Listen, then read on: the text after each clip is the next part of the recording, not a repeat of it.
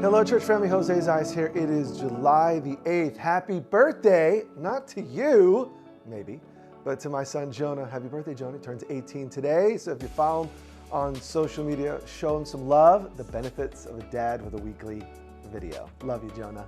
Well, for the rest of us, what do we do? If you watch the news this morning, which I'm tracking, you know, or probably have heard by now, that Washington County, as well as Multnomah and the entire metro area, is going to be really slow in opening up to phase 2, which the reminder, if you haven't watched the previous videos, this isn't a concern for us.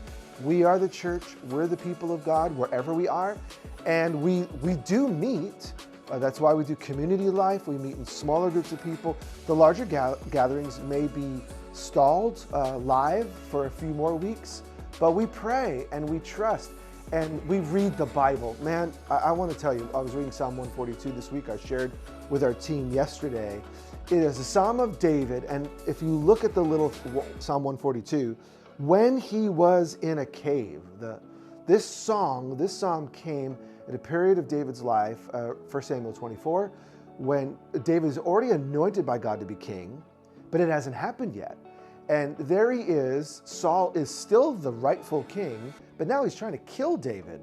In other words, God was leading him in the right direction, yet he had all of this confusing circumstances. Why is the current king trying to kill me? And even in that, if you read that story, David does the right thing. He doesn't kill God's anointed, Saul. But there was a period of life for David, like there's a period of life right now for us, where there is real, honest confusion. What do we do? Psalm 142, let's just read it. I cry aloud to the Lord. I lift up my voice to the Lord for mercy. I pour out before him my complaint. Before him I tell my trouble. What David does, and it's why we love the Psalms, is our call as God's people today. When we are confused, when we are disappointed, when we are wondering, when we're worried, we pour out our heart to who? To God. When my spirit grows faint within me, it is you who watch over my way. In the path where I walk, people have hidden a snare for me. Look and see, there is no one at my right hand. No one's concerned for me. I have no refuge. No one cares for my life. And that is how life seems sometimes. This is an encouraging reminder.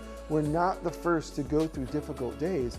And the more we hear about the spread as other states reopen and the concerns that we have and what if, let's pour out our heart to God today.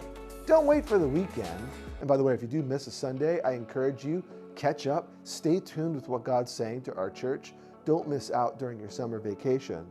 Verse 5, I cry to you, Lord. I say, you are my refuge. You're my portion in the land of the living. Listen to my cry, for I am in desperate need. And then he ends with this call to follow God. Wherever you are at today, and I've been talking with many of you, and our team's been reaching out with many of you, and these are very difficult days. Let's pour out our heart, our honest, raw feeling and emotion to God. And you know what happens to David when he does that in a cave?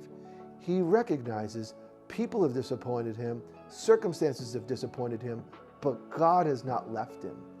It is okay to not feel okay, but pour out that complaint, that concern to the God who is with you even in the cave. God is with you today. Well, join me this Sunday as we continue in a very challenging conversation about what Jesus says about our relationships, including divorce and remarriage. See you Sunday.